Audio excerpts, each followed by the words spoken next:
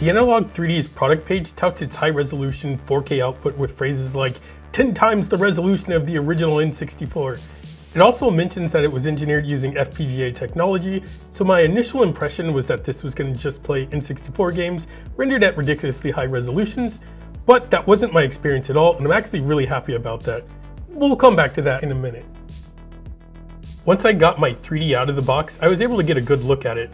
This is a very sleek and nicely designed console. It takes clear inspiration from the shape and angles of the original N64 without directly copying it, but the top and front of this device don't have a lot going on. You can see the power switch, reset button, and cartridge slot, and you can see the Bluetooth sync button and 4 controller ports. Looking at the back, we have an SD card slot, 2 USB ports, an HDMI port, and a power delivery port. The Analogue 3D is a short king when you compare it to the N64. The N64 looks like a giant when you put these two devices next to each other. After I booted my 3D up for the first time, I was prompted to connect my 8-bit DOS 64 controller. This was a straightforward process. Hit the sync button on the console, and then hit the sync button on the controller. Then I was finally ready to jump in at the welcome screen. Well, almost. There was a lengthy EULA agreement that I had to scroll past, then a prompt to update the 3D OS to the latest version. Once I had the update on the SD card and powered the console up, the update started immediately, and overall this process took about 3 minutes. Then I updated the 8-bit DOS 64 controller, and now I was finally ready to jump in playing games on the 3D. After launching into the 3D OS for the first time, I was shocked at how bare bones it was. There's settings and options that you can't change. There wasn't really much else to look at. The library tab eventually shows you games that you've launched on the console, but on first boot, there's nothing to see. I booted up Super Mario 64 for my first game. It's me, Mario! Hello! The image presented was fairly small and it wasn't rendering at high resolutions like I was expecting. It looked more like it was looking like a real authentic N64 output on my HD display, and my first mission was to try to figure out how to make the image take up more of the available screen. This just involves bringing up the Analogue 3D system menus and going into the display modes. Currently there's 5 display modes and each one offers some additional options. BVM and PVM apply filters that mimic Sony's popular professional video monitors, while CRT and scanlines look to mimic visual experiences on more consumer-level CRT TVs, and Clean gives you the non-filtered image. The BVM display with integer image size and original image fit is where I've landed on the ideal settings for me, and I love it. My Everdrive 64 X5 from Crix didn't work initially. It would load to a black screen and then just freeze there. However, Crix got his Analogue 3D and was able to release a new version of the Everdrive OS and bootloader, and once I updated my X5, I was able to use it on the Analogue 3D with no issues. I also tried out my Summercart 64 too, and that one worked with no issues right from the start. The Analogue 3D renders games at their original internal rendering resolution, and then upscales that rendered image to HD resolutions. This means, at least to me, that using one of the display modes with scanlines leads to a better looking and more authentic picture than with the clean display mode output.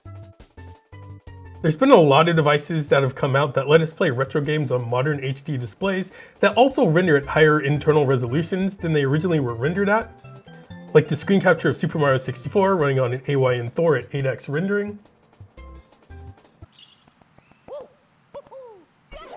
Many of them have come with filters that tried to replicate the CRT screens that RetroArch dies were built for, but the filters were never convincing and they always degraded the overall image. With the Analogue 3D, I think this is the first time I've experienced a convincing quote-unquote CRT experience on an HD display. Next I tried out Star Soldier Vanishing Earth and it was great. The game looks amazing and the UI's text is super sharp and clear. I just couldn't get over how good the scanline filters are on this console and how much it feels like you're actually playing on a CRT display. Next up was Mario Kart 64. This ran buttery smooth on the Analogue 3D. I didn't notice any sound pops, missing sounds, or missing textures. The Analogue 3D is fundamentally an N64 to its core, so these games should run exactly like they would on original N64 hardware. And playing this on a 50+ inch LED display in 4K just looks incredible. The short version is that only my 8-bit DOS 64 controller could connect to the Analogue 3D's Bluetooth directly.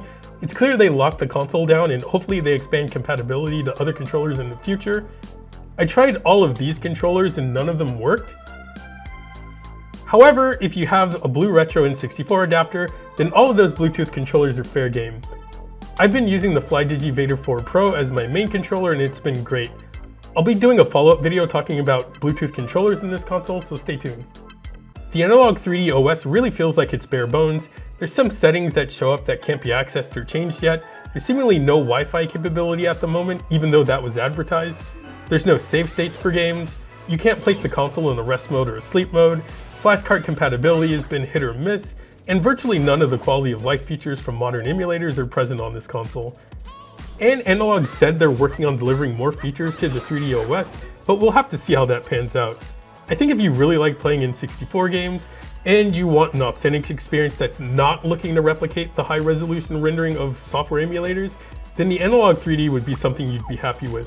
But it's hard to overlook its missing features, especially after it's had multiple delays. The price and availability of this console are also two big knocks against it. An original N64 with relatively inexpensive HDMI output cable would allow you to play original hardware on modern displays at a fraction of the cost. And original N64s are incredibly abundant and you can buy the HDMI cables at retro game stores or online. In its current state, I think the Analogue 3D is really only compelling to a super niche set of people, but even if you wanted one now, Analogue's initial pre-orders have been sold out for months and their recent restock also sold out. No doubt, these will be listed at crazy prices on the secondhand market, and I don't think it's going to be worth those crazy marked up prices.